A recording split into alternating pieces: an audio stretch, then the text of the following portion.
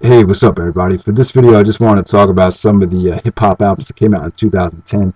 I'm not a huge hip-hop fan anymore, as a lot of you guys know, but I'll still listen to some of the great albums that do come out.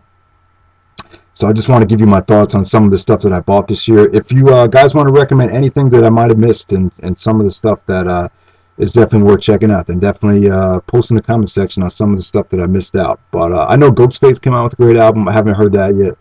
I know the Reflection Eternal album is supposed to be great, and the Big Boy album is supposed to be really, really good as well. I haven't heard those yet, but I'll just give you my top 7 albums of the year from the 7 albums that I have in my tunes library from 2010. So let's get right down to it.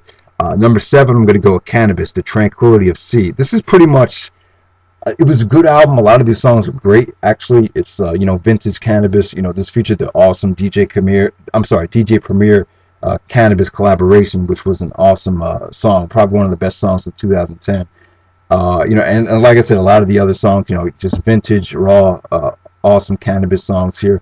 But like I said, I think a lot of this album was kind of like just kind of throwaway tracks or tracks that he didn't know what to do with.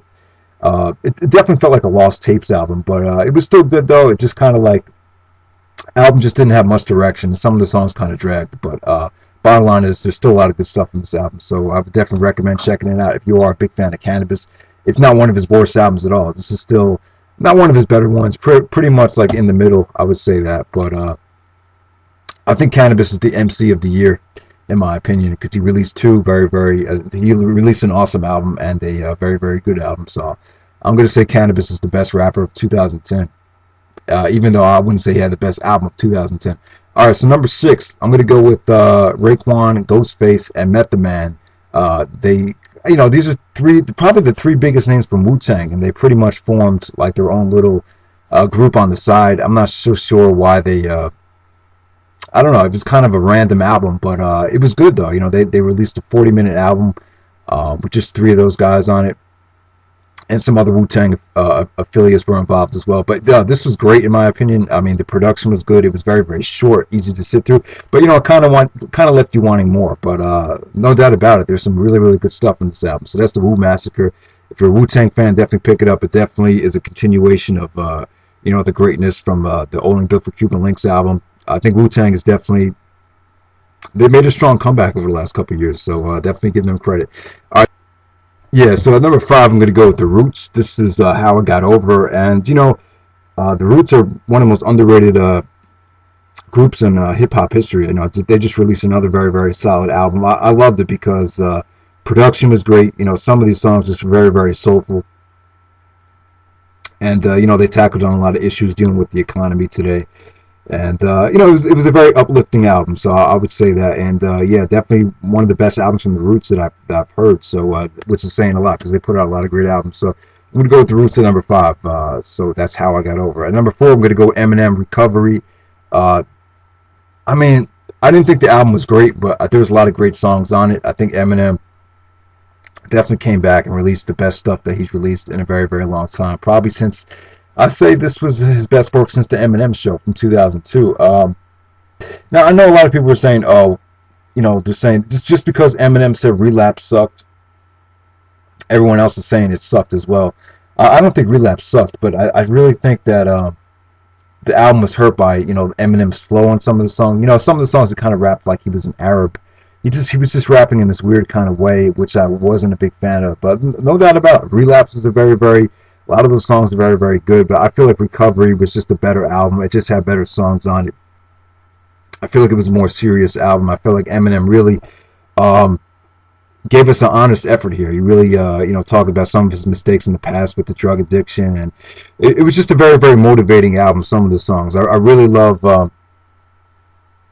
Like I said, though, I'm not like a huge fan of the album, but there's just one song I really love on it. That one song. Oh fuck, what's the name of the song?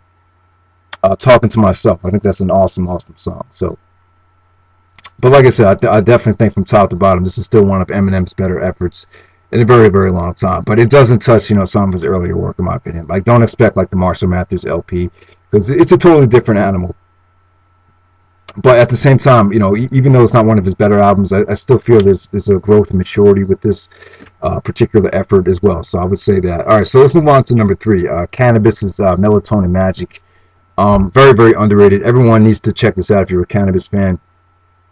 You know, this album is definitely on its way to being like almost as good as Rip the Jacker. If you haven't heard Rip the Jacker, definitely check that out. That's pretty much like Cannabis's Illmatic. It's definitely one of the best albums I've ever heard. But the problem with Melatonin Magic, like the first 11 songs are just unbelievable, but the second half of the album kind of slows down. It's very, very uh, the album is driven by a lot of guest appearances, which for me it just hurt the album. It just brought the album down. But you know, the first like 8 to 11 tracks are just amazing. It's just, you know, a lot of intensity, a lot of battle raps. He goes at Eminem in one of the songs. He talks about the Beef DVD in one of the songs. It's a very, very angry album. So if you're in the mood for like angry, aggressive type of raps, then you know, look no further than Melatonin Magic. This definitely is a great album to lift weights to and work out to. So yeah, so that was number three. All right, so at number two we have Nas and Damian Marley, the Distant Relatives album.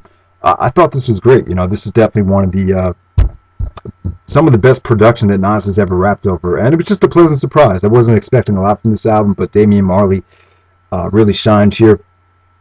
So it was a nice combination of reggae and hip hop, if that's what you want to call it. But yeah, I mean, a lot of different moods throughout the album. The album had a lot of positive messages, a lot of, but at the same time dealt with a lot of real issues, a lot of serious issues going on in Africa and throughout the whole world. And I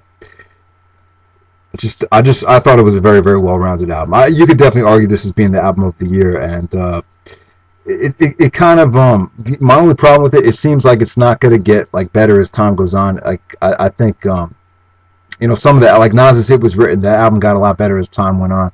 This is kind of the one of the albums where you just appreciate it at the time, but as time goes on, I'm not so sure if it's going to age well. So I would just say that, but it's still a phenomenal album. I would still say this is great. If you're a Nas fan, definitely check it out. It's not skippable at all. Like, this is definitely some of the best production that he's ever rapped over. The production is great here. And so at number one, I'm going to go with Kanye West, My Dark, Twisted, and Beautiful Fantasy. Just thought this was an amazing album. You know, I'm not that big of a Kanye West fan, to tell you the truth, but I think this is his best album by far. I really do. I feel like Kanye is very, very talented, but you know, I'm not like a huge fan of him. I think, but I think this sent a really, really strong message. You know, because I really feel like he's made a lot of mistakes over the last couple of years. The whole thing he did on MTV, the MTV Awards, I felt like he was kind of getting away from reality. He was kind of, even Jericho talked about this, how he was kind of just stuck in this fantasy world.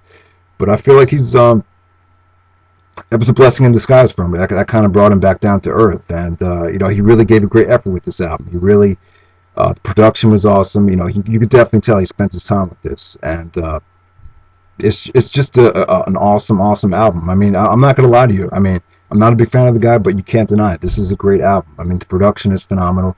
Some of the concepts are just really, really good. The beats are just insane. I mean, it's just one of those albums you could just listen to over and over again. It kind of just wants, you know, it just makes you want to listen to it time and time again. It's just great. It's classic material. Can't say a lot about the concepts of the album, but yeah. So from someone that doesn't even like some of the hip hop that's coming out today, you can't deny it. Kanye West probably delivered the best album of the year, from what I've heard. So let me know what you guys thought of the list. All right, and you want to recommend anything else to me, then let me know. All right, guys, thanks for listening.